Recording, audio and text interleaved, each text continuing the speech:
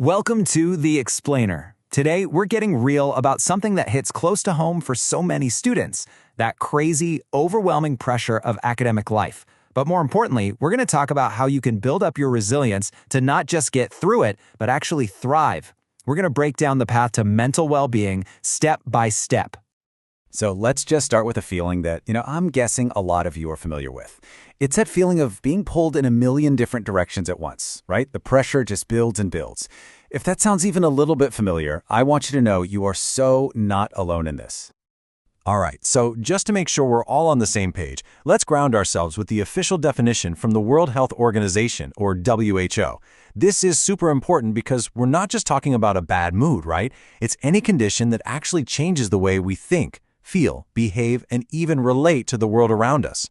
Having this clear definition is the perfect starting point. Okay, let's really get into it. You can't fix a problem until you know exactly what it is, right?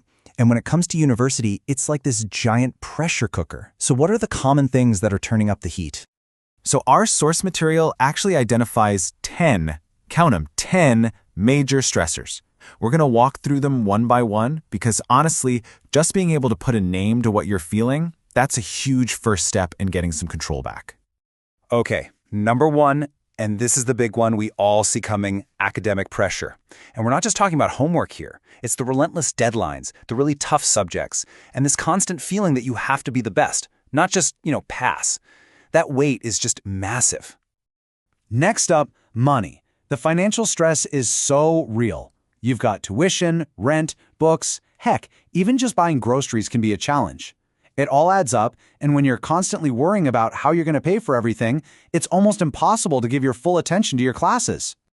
And then, of course, there's just being away from home. For a lot of people, this is the first time you're truly on your own, away from family and your old friends. And it's such a weird paradox, right? You can be surrounded by thousands of people on campus and still feel totally, completely alone. Oh man, this one is huge. Performance anxiety. That constant fear of messing up. It's this internal pressure to be perfect, where every single test feels like it's going to decide your entire future. I mean, who can live like that? It's absolutely exhausting. And let's be honest here, your personal life doesn't just hit the pause button for a few years, does it?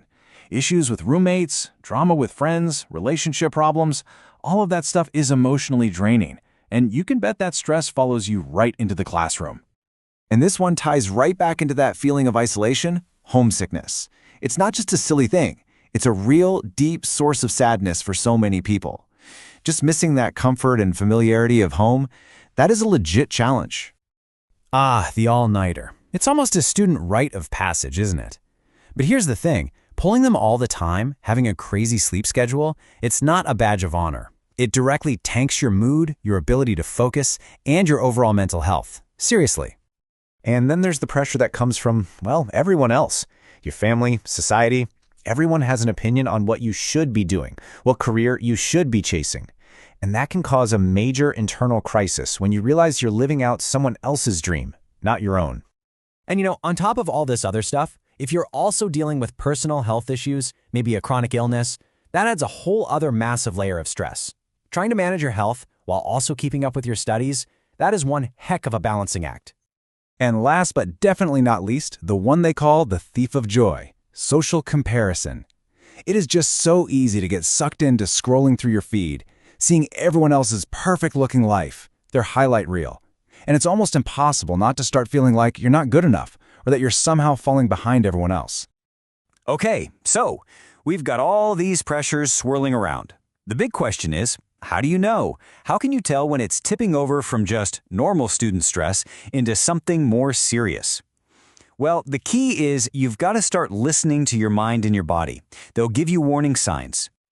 And those signs tend to show up in 4 main areas. First, you've got your thinking, your cognitive side. Maybe you just can't focus. Then there's your emotions. You might feel super irritable all the time or just really down. Third is your behavior. Are you suddenly skipping classes or avoiding your friends? And finally, there's the physical stuff, your physiology. Think constant exhaustion, headaches. These are all clues that something's up. All right, so we've laid out the problem, we know the pressures, we know the warning signs. Now for the good part, the solution. Let's start with what you can do for yourself. by building up your own personal toolkit for resilience. And this breaks down into 4 really powerful, actionable strategies. First up, you've got cognitive behavioral techniques. That's a fancy way of saying challenge your own negative thoughts. You know, when you get a bad grade and your brain screams, "I'm a failure," this is about learning to push back on that. Step 2 is mindfulness and relaxation. Think deep breathing, meditation, anything to just calm your system down. Step 3 is all about the basics, lifestyle changes. Are you sleeping enough? Eating decent food, getting some movement. And finally, step 4, maybe the most important, social support. You have to lean on your people. But here's a really crucial point. Your personal toolkit is just one piece of the puzzle. You are not supposed to do this all alone.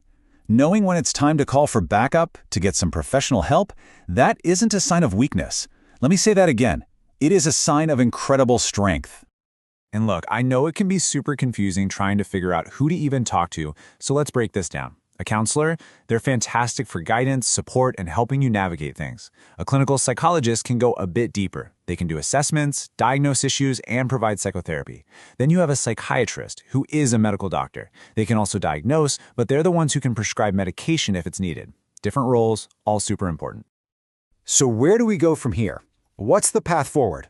Look, the single most important takeaway is this: you have to take action. Whether that's using one of the tools we just talked about or making that call for professional help, that first step, that's everything. And I think this quote just says it all, doesn't it?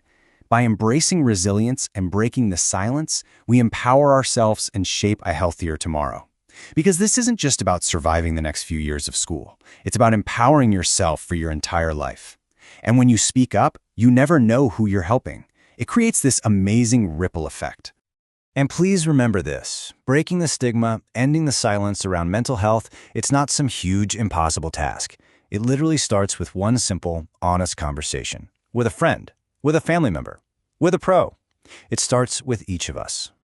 So we're going to leave you with this question. And it doesn't have to be some big, life-changing thing, okay? Maybe it's just deciding to go for a 10-minute walk, or sending a text to a friend you haven't talked to in a while.